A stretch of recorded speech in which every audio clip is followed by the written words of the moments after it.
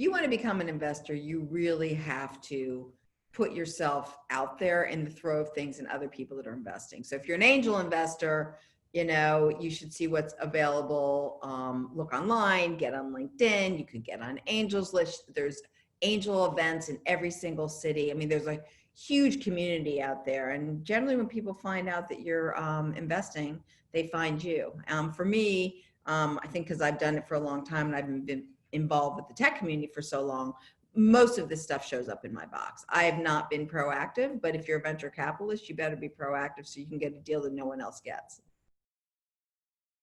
I mean, at one point, I was spending 5 days a week, 8 hours a day talking to human beings, right? So I don't even know how many deals I saw a year, a ridiculous amount. And at one point I was doing 10 to 12 deals a year, you know? I mean, it's changed.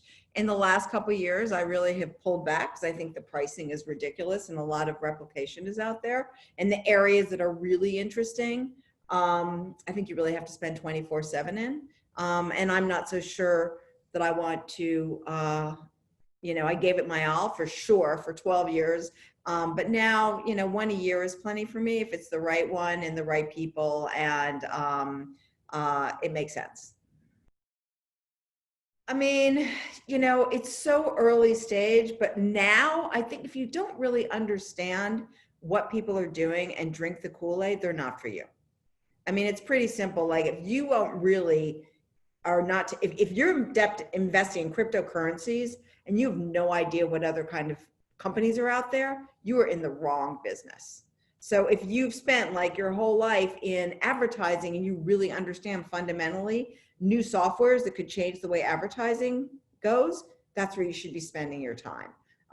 You know, there's something about connecting those dots. But at the end of the day, it's really about the person. I mean, I've invested in a few companies. Can I really make an impact or thought process about what they're doing per se?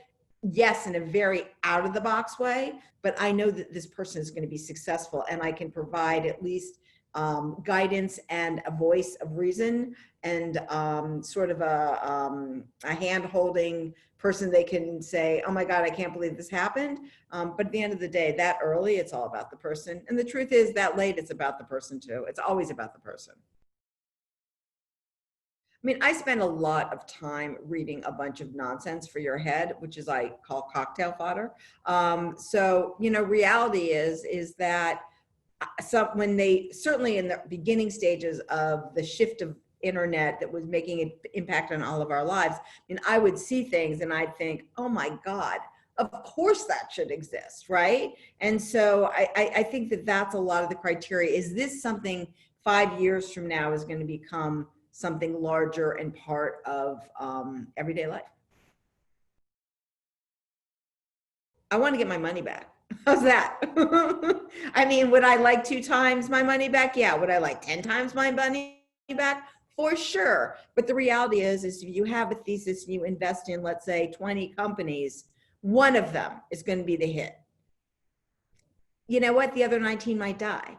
But as long as it is a strategy of capital that you are going to return all of your money, or one company that returns all of it and all the rest is just, you know, icing on the cake, that's fine too. But you should think that you're going to lose all your money.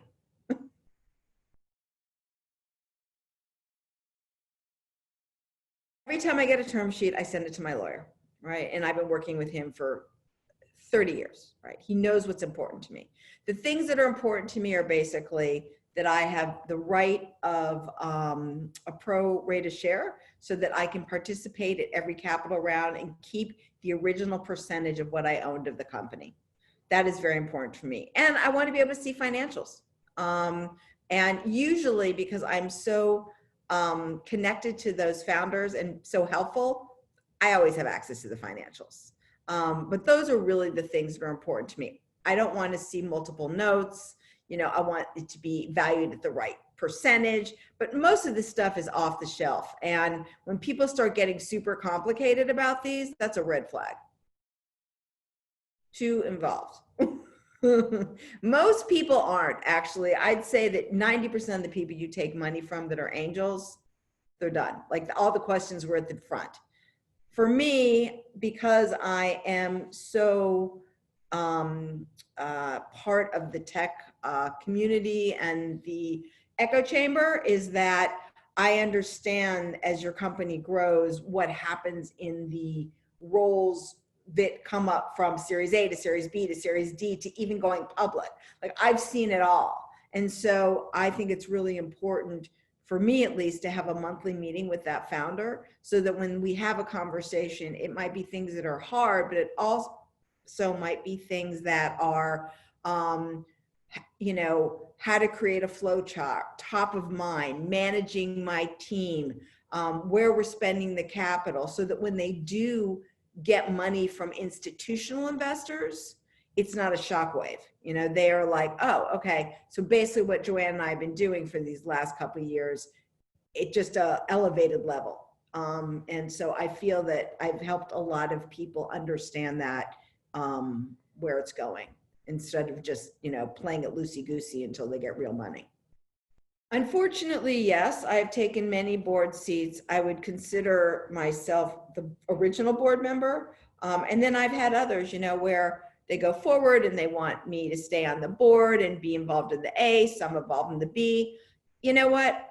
I don't need to take a board seat. You're better off having that conversation once a month, because as much as I love boards, and I would like to get on some more mature boards, it's really intellectually stimulating to have a bunch of really smart people around the table thinking about how they can help this company. It takes a lot of time, and there is fiduciary responsibility. So it is something you might want to say, can I just be an observer? I think if you're an involved person and you care about the success of the company and you know what they're looking for, you're always helping. And all of those things. Customers, no. Although at more enterprise businesses, for sure, right? Like, if I know someone at SAP, that I'm like, hey, you should look at this company because your company should be using it. Yes. In terms of saying you really should buy these towels here, no. You know, when you're been as involved as I have, and the amount of capital that I put into these businesses, the real challenge is that as much as you are, I've made myself available by phone or by text or by whatever it may be. Many times I'm the first people that founders call when shit goes bad, is that, you know, I don't have enough money in these businesses to really say, okay, here's what we're gonna do. So I think the hardest thing is that you're not in control.